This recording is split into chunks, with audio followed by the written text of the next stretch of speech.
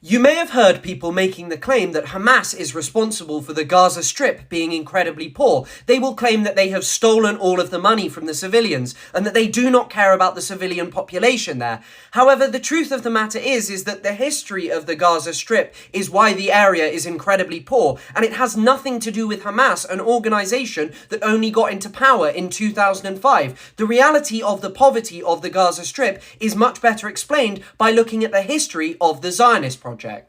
The economic problems of the Gaza Strip have their roots in the Nakba. Now, the Nakba refers to the ethnic cleansing of Palestine, and what this was the expulsion by the Israeli regime of over 750,000 Palestinian people, and all of these people needed a place to go. Some of them ended up in places like Lebanon, Jordan, or other parts of Palestine, and one of the places that many people ended up was within the Gaza Strip.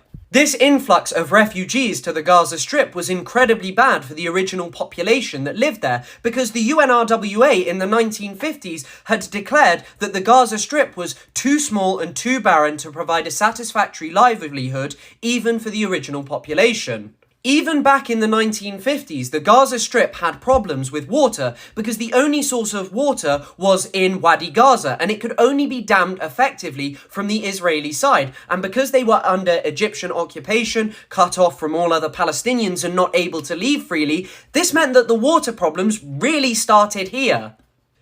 The formal occupation of the Gaza Strip that lasted from 1967 to 2005 from the Israelis did not exactly do much to help the economy either.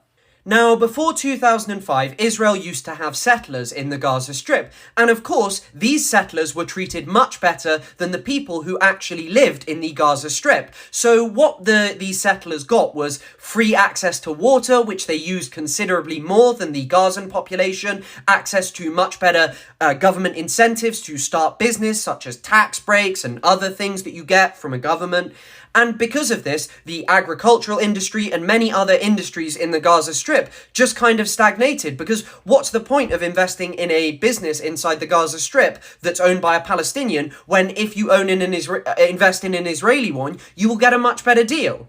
Gaza is separated from the rest of Palestine. Israel controls what goes in or out. When they had a formal occupation, they preferenced Israeli settlers who lived there over Palestinians. They had an economy where Palestinians would come over, and this was beneficial for Israel because if they were having an economic boom, they had cheap labor, and if they had an economic bust, they could get rid of all of the labor and just send them back to the Gaza Strip without any unrest. And even after the formal occupation actually ended, Israel has continued to throttle the economy of the Gaza Strip. A good example of this is the fishing industry. Now, under the 1993 Oslo Accords, Israel is meant to allow fishermen from the Gaza Strip to be able to go out 20 nautical miles.